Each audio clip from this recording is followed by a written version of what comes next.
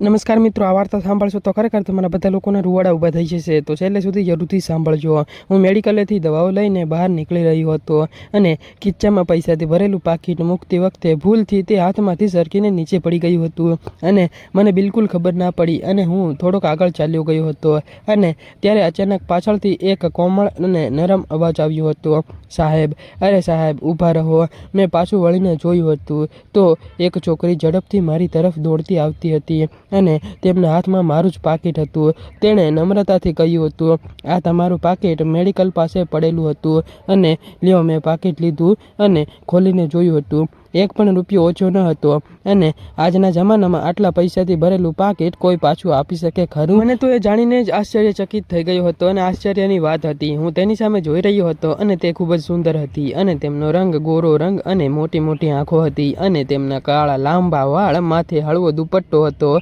પણ ચહેરા પર થાક અને તણાવ અને બીમારીની હળવી ઝલક દેખાતી હતી, જાણે ઘણા જ દિવસોથી ઊંઘ ન આવી હોય. અને મેં કહ્યું હતું, ખરેખર તમે આ પાકીટ મને પાછું આપીને મારા પર ખૂબ જ મોટો એવો ઉપકાર કર્યો છે અને આજકાલ તો કોઈ આટલી ઈમાનદારીથી નથી બતાવતું, એટલે કોઈ ઈમાનદારીથી કામ નથી કરતું આવી રીતે. અને લ્યો, આ તમારા માટે. મેં 500 રૂપિયાની નોટ કાઢીને તેની તરફ વધારી હતી, પણ તેને તરત જ એક પગલું પાછું ખેંચી લીધું હતું અને કહ્યું, ના સાહેબ, મને આવા પૈસા નથી જોતા અને મફતનો એક પણ રૂપિયો મારા પેટમાં નથી જતો અને મારે મારી કમાઈના પૈસા જોવે છે અને જ્યારે કોઈ ક્યારેય પણ જવા નથી દીધો. અને મફતના પૈસા હાથનું પાપ બની જાય છે અને પાપ કદી કામનું નથી હોતું અને જેટલી તેટલી સરળતાથી મળે છે એ જ એટલી જ મોટી તકલીફ આવે છે. તેના શબ્દોમાં એટલી બધી સાદગી અને એટલી હિંમત અને એટલો સ્વાભિમાન હતું કે હું એકદમ સ્તબ્ધ થઈ ગયો, એટલે કંઈ પણ બોલી શક્યો ન હતો. અને ગરીબ હતી, બીમાર લાગતી હતી, છતાં એના મનની ઉપાય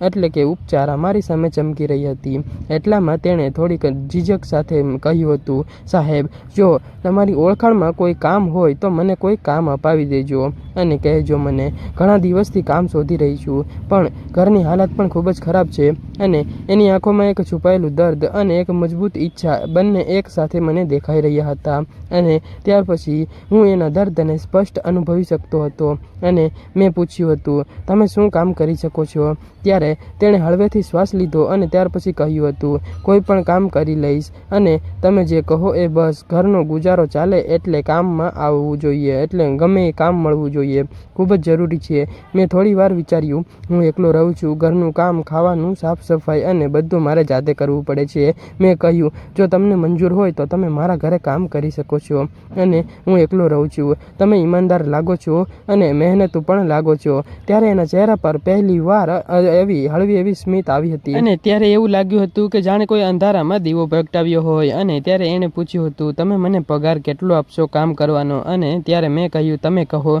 એને થોડુંક વિચારીને કહ્યું હતું, 9,000 રૂપિયા ચાલશે. મને એ રકમ ખૂબ જ ઓછી લાગી હતી, પણ એના માટે જીવન બદલી નાખે એવી રકમ હતી મિત્રો. ખરેખર યાર, મેં તરત જ કહ્યું હતું, ઠીક છે. અને મેં કહ્યું, ક્યારથી આવશો તમે કામ કરવા માટે? તેણે કહ્યું, કાલથી. પણ તમે ક્યાં રહો છો? મેં તમારું ઘર નથી જોયું. મેં કહ્યું, ચાલો હું તમને ઘર બતાવી દઉં અને બહુ દૂર નથી. આ મારી ગાડી છે, બેસો. તે થોડીક નબળી લાગતી હતી અને ધીમેથી પાછળની સીટ ઉપર બેસી ગઈ હતી. અને રસ્તામાં મેં પૂછ્યું હતું, તમારું નામ શું છે? ત્યારે તે થોડીક શરમાઈ ગઈ હતી અને પછી કહ્યું હતું, કંચન. મેં હસીને કહ્યું, વાહ, નામ જેવી સુંદર. અને ત્યારે તેણે હળવું સ્મિત કર્યું હતું અને પૂછ્યું, અને મને પૂછ્યું, તમારું નામ શું છે? મેં કહ્યું, સુહાસ. થોડી જ વારમાં અમારું ઘર આવી ગયું હતું. મેં ગાડી પાર્ક કરી અને દરવાજો ખોલીને અંદર બોલાવી હતી અને એની ચાલમાં થાક અને નબળાઈ સ્પષ્ટ દેખાતી હતી. અને હું તેને ઘરમાં લઈ ગયો હતો અને હોલ, બેડરૂમ, કિચન, બાલ્કની બધું જ બતાવ્યું હતું. અને તેણે ધીમેથી કહ્યું, તમારું ઘર ખૂબ જ સુંદર છે અને મોટું પણ છે. મેં કહ્યું, ભાડે છે પણ રહેવાનું ગમે છે. બેસો, હું ચા બનાવું. હું કિચનમાં ગયો અને ગરમા ગરમ 2 કપ ચા બનાવી હતી અને ચા ઉકળતી હતી ત્યારે તેની સુગંધ આખા ઘરમાં ફેલાઈ ગઈ હતી. અને 2 કપ લઈને હોલમાં આવ્યો હતો તો કંચન ઊભી થઈ ગઈ હતી. મેં કહ્યું, બેસો, ચા આપીશ. અને ચા પીતા પીતા એના ચહેરા પર થોડીક શાંતિ અને ગરમાહટ પણ આવી હતી. અને ચા પૂરી થતાં જ મેં ખીચામાંથી 2,000 રૂપિયા કાઢીને કહ્યું હતું, લ્યો, આ એડવાન્સ એડવાન્સ પેમેન્ટ છે, મારે ખર્ચો કરવા માટે કામ લાગશે અને વસ્તુઓ લેવા માટે પણ. ત્યારે તેણે ના કહી હતી, પણ મેં એના હાથમાં મૂકી દીધા હતા અને ત્યારે એનો હાથ નરમ હાથ હતો, એટલે હળવો સ્પર્શ થયો. એ સ્પર્શમાં ઈચ્છા ન હતી, ફક્ત ભરોસો અને ઇન્સાનિયત હતી. અને એણે શરમાઈને હળવું એવું સ્મિત કર્યું હતું. મેં કહ્યું હતું, ગભરાશો નહીં અને કાલથી તું મારા ઘરે કામ કરવા આવી જજે. એટલે તને કામવાળી નથી સમજતો, તું મારા ઘરની ભરોસાવાળી વ્યક્તિ જેવી લાગી રહી છે. અને એની આંખોમાં ગરમાહટ ભરાઈ ગઈ હતી.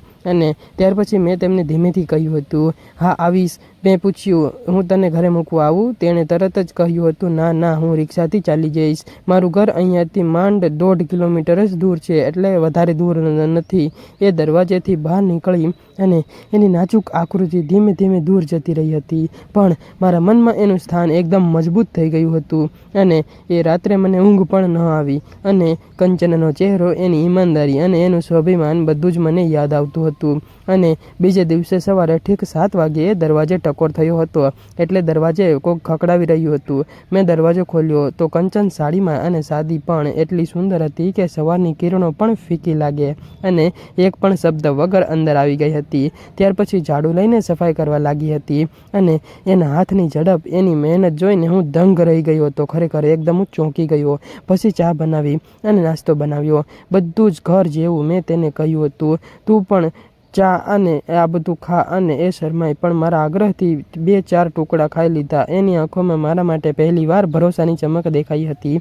અને એ જ દિવસથી કંચનનું રોજ આવવું હવે ચાલુ થઈ ગયું હતું. સવારે ગરમ ચા નાસ્તાથી દિવસ શરૂ થઈ જતો હતો, અને ત્યાર પછી ટિફિન ભરીને ઓફિસે જતો હતો. અને સાંજે ગરમા ગરમ જમવાનું પણ તૈયાર હતું. અને હવે ઘરમાં એક અજીબ જ શાંતિ હતી અને ગરમાહટ પણ આવી ગઈ હતી. અને એવી જ રીતે 1 મહિનો પૂરો થયો હતો. અને એક સાંજે હું પગાર લઈને ઘરે આવ્યો હતો.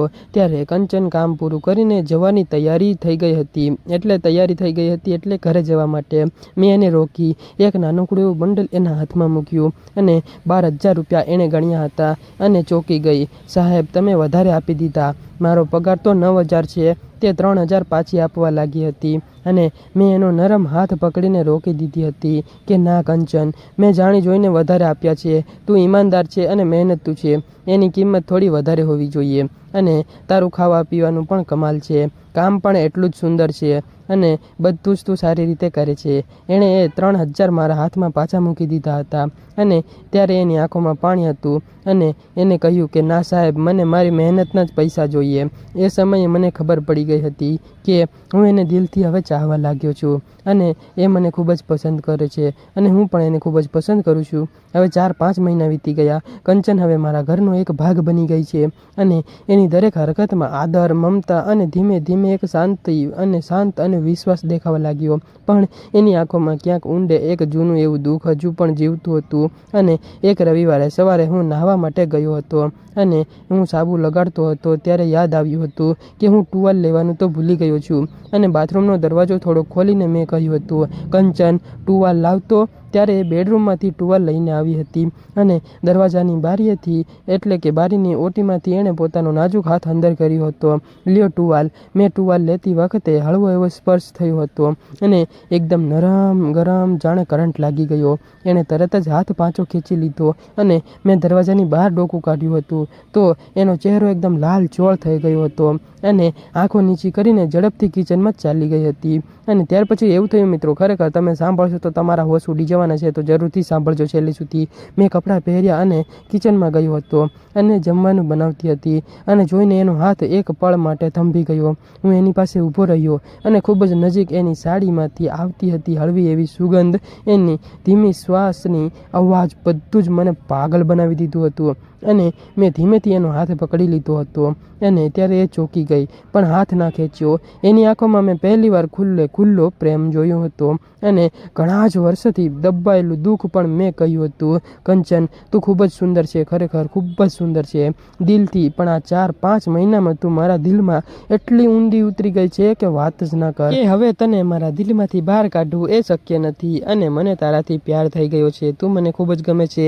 ત્યારે એની આંખોમાં આંસુ આવી ગયા હતા પહેલાં માથું નીચું કરી લીધું હતું. મેં એનો ચહેરો ઊંચો કર્યો અને આંસુ લૂછ્યા હતા. ત્યાર પછી એને પૂછ્યું, તો શું થયું? હું પસંદ નથી. એ થોડી વાર ચૂપ રહી ગઈ હતી. પછી ધ્રુજતા અવાજે કહ્યું હતું, સાહેબ, તમને ખબર છે હું એક વિધવા છું. અને એ શબ્દ સાંભળીને મારા શ્વાસ એક પળ માટે થંભી ગયો હતો. પણ પછી મેં એનો હાથ વધુ મજબૂતીથી પકડ્યો હતો. એને કહ્યું હતું, કંચન, તો શું થયું? દુઃખ આવ્યું એનો મતલબ એ નથી કે તારું જીવન હવે પૂરું થઈ ગયું. ના, હવે તું ફરીથી નવી જિંદગી ચાલુ કર. તારી ઈમાનદારી, તારી હિંમત અને તારું દિલ, એ જ મને સૌથી વધારે પસંદ છે. તારા ભૂતકાળથી મને કંઈ પણ ફરક નથી પડતો. અને મને તો આજની કંચન જોઈએ છે, જે મારી છે. અને હું એને કદી છોડીશ નહીં. અને હું તારી સાથે આખી જિંદગી જીવવા માંગુ છું. એના આંસુ વહેવા લાગ્યા હતા. પણ આ વખતે દુઃખના નહીં, પરંતુ એ ખુશીના આંસુ હતા. એક ક્ષણે એને ધીમેથી મારા માથા ઉપર ખંભો ટેકાવી દીધો. મિત્રો, આજે કંચન મારી પત્ની છે. એ જ કંચન જેણે એક વખત મને પાકીટ પાછું આપ્યું હતું અને આજે મને પોતાનું દિલ પાછું આપ્યું છે. અને હંમેશા માટે આજે પણ જ્યારે હું એને જોઉં છું અને હું એને કહું છું કે કંચન ટુવાલ લાવજે, તો એ શરમાઈને હસે છે. અને ત્યારે એકદમ શરમાઈ જાય છે અને કહે છે, આ વખતે ભૂલીશ નહીં. પ્રોમિસ. પ્રેમ એવો જ હોય છે દોસ્તો. એક નાનકડી એવી ઈમાનદારીથી શરૂ થાય છે અને જીવનભરનો સાથ બની જાય છે. જો આવી જ કોઈ સાચી વાત તમારી સાથે પણ બની હોય તો કમેન્ટમાં જરૂરથી લખી દેજો. અને કદાચ જો આ વાર્તા તમારી સાથે બને તો તમે શું કરત એ પણ કમેન્ટમાં લખતા જજો. મિત્રો, વિડીયો પસંદ આવ્યો તો વિડીયોને લાઈક અને કમેન્ટ અને શેર જરૂરથી કરી દેજો તમારા મિત્રો સાથે, તો એને પણ ખબર પડે. અને ચેનલને સબસ્ક્રાઈબ કરી લેજો. મિત્રો, આપણે આવતીકાલે ફરી મળીશું. આવતીકાલે ખૂબ જ મજેદાર અને મસ્ત વાર્તા આવવાની છે. તો મિત્રો, ખુશ રહો, પ્રેમ કરતા રહેજો. આ વાર્તા ફક્ત ને ફક્ત કાલ્પનિક છે અને માત્ર મનોરંજન માટે બનાવવામાં આવે છે. કોઈ પણ ધર્મ કે વ્યક્તિ સાથે સંબંધ નથી. મનોરંજનના હેતુથી અને કાલ્પનિક રીતે જ વિડીયો જોજો. દિલ ઉપર ના લેતા અને સબસ્ક્રાઈબ જરૂરથી કરી દેજો.